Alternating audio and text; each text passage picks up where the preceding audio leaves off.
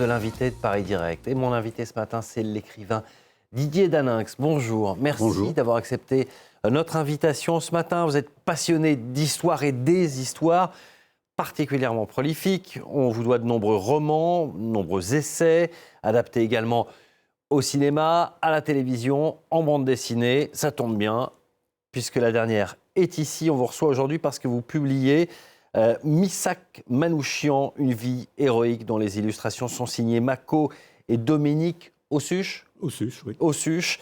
Ça vient de sortir en coédition Les Arènes BD avec le ministère des Armées. Vous vous intéressez donc à cette figure qui est Missak Manouchian, résistant étranger mort pour la France, exécuté par les Allemands en février 1944, et donc qui entrera avec son épouse Mélinée au Panthéon dans un peu plus de 2 semaines. Ce sera le 21 février.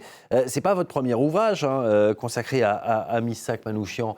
Qu'est-ce qui vous fascine chez lui ? J'avais rencontré Mélinée Manouchian en 1974 pour l'inauguration d'un équipement culturel à Aubervilliers. Et depuis ce temps-là, j'avais le projet de m'intéresser, d'écrire. Je suis devenu écrivain un peu par hasard.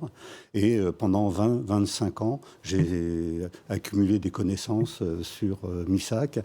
Et un jour, j'ai eu le courage d'aborder l'écriture, parce que c'est un personnage absolument incroyable, d'une totale générosité et humanité. Et il a laissé une lettre, la dernière lettre qu'il a écrite avant d'être fusillé, à Mélinée, qui est véritablement un véritable poème et quelque chose qui a pris place dans l'histoire de la littérature française, qui a été repris après par Louis Aragon, chanté par Ferré, aujourd'hui par Feu Chatterton. Et c'est un immigré qui a eu tous les malheurs dans sa vie, toute sa famille. C'est un destin incroyable, oui. Sa famille exterminée pendant le génocide, c'est un orphelin et qui a une chance extraordinaire, c'est d'être recueilli dans un camp de réfugiés pour orphelins et de tomber sur un instituteur qui lui apprend le français et qui lui donne l'amour de la poésie française. Et à partir de 10-12 ans, il veut devenir poète à Paris. Et c'est son projet de vie. Il ne veut pas devenir martyr, il ne veut pas finir sur un poteau d'exécution. Pour lui, sa vie, c'est véritablement la littérature. C'est un utopiste. C'est un utopiste, il arrive à Paris, il travaille chez Citroën, et le soir, il est auditeur libre à la Sorbonne, il est à la bibliothèque Sainte-Geneviève. Après la crise des années 30, il se retrouve à faire des petits boulots, il a un corps magnifique, c'est un athlète. Et il pose pour les peintres, les sculpteurs de Montparnasse. Et il organise sa vie pour avoir du temps pour lire, pour interroger le monde, pour écrire. Et il écrit une œuvre poétique. Et là, il est encore fracassé par l'histoire. Après le génocide arménien, on se retrouve avec les fascismes, le nazisme. Et lui, en tant que poète, il se dit le nazisme, c'est la fin de la poésie. Et donc, il faut lutter contre le nazisme, contre les fascismes, pour que la liberté des mots puisse encore être sur cette terre. Et donc, ça va le conduire à la résistance et puis au sacrifice final le 21 juin 1944. Et donc, c'est ça qui m'a fasciné chez Missak Manouchian. C'est pas la figure du martyr, c'est quelqu'un qui a tous les handicaps et tout, et qui va rentrer au Panthéon. Et puis qui a un destin incroyable. On y découvre finalement les facettes de toute la première moitié du XXe siècle. Donc vous l'avez dit, il y a d'abord le génocide des Arméniens par les Ottomans, auquel il parvient à échapper, pas son père, en revanche, qui lui va mourir. Les armes à la main. Dans les armes à la main. Ensuite, il va partir en exil au Liban avec son frère. Ensuite, parvenir à aller en France, donc, puisqu'il a appris le français au Liban. Il a ce rêve qu'ont beaucoup d'apatrides de cette époque, d'une France où encore tout est permis, où il n'y a pas encore de pogrom. Il rejoint la communauté arménienne, il va donc devenir ouvrier, vous l'avez dit, rapidement militant communiste, utopiste, il va vivre dans des communautés en région parisienne. Oui, ça c'est extraordinaire. On vit la montée du fascisme, ce paradoxe qu'ont les communistes à l'époque, parce qu'il faut se souvenir qu'il y a le pacte entre Moscou et Berlin, et ces communistes français au milieu. Sauf que parmi les communistes, il y a beaucoup de juifs, il y a beaucoup d'arméniens, et ces gens-là, ils ont fait l'expérience du fascisme.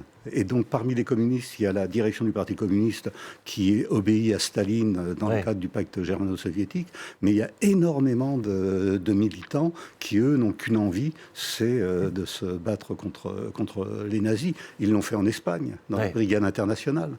Et beaucoup des compagnons de Missak Manouchian sont venus des brigades internationales. nationale. Donc il y a cette contradiction dans les années 40-41 entre l'organisation du Parti communiste et les individus.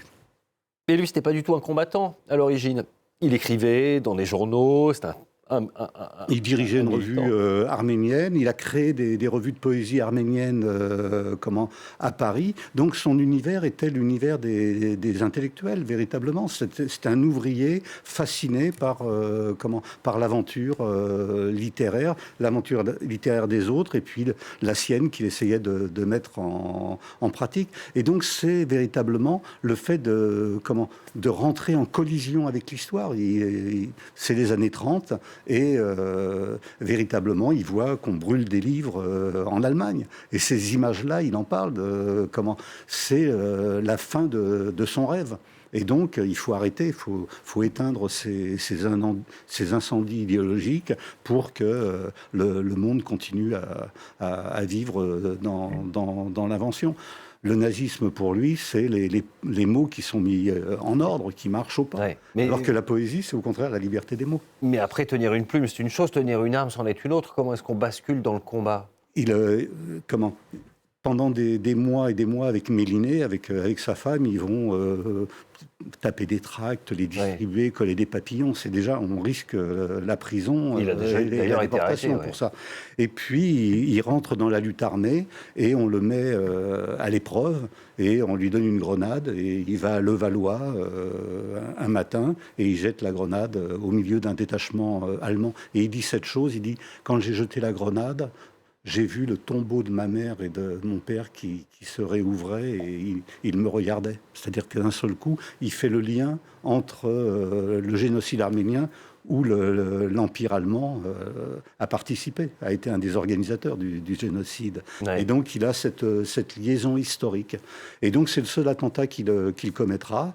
Et ensuite, il dirigera pendant plusieurs mois la résistance communiste des FTP MOI, main-d'œuvre immigrée, sur Paris, avec un fait d'armes extraordinaire, c'est-à-dire qu'il organise l'exécution de Julius Ritter, qui est l'organisateur du service du travail obligatoire, de l'esclavage des ouvriers français en Allemagne.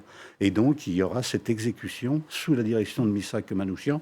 Et Julius Ritter est un ami personnel de Hitler. C'est le premier cercle d'Adolf Hitler.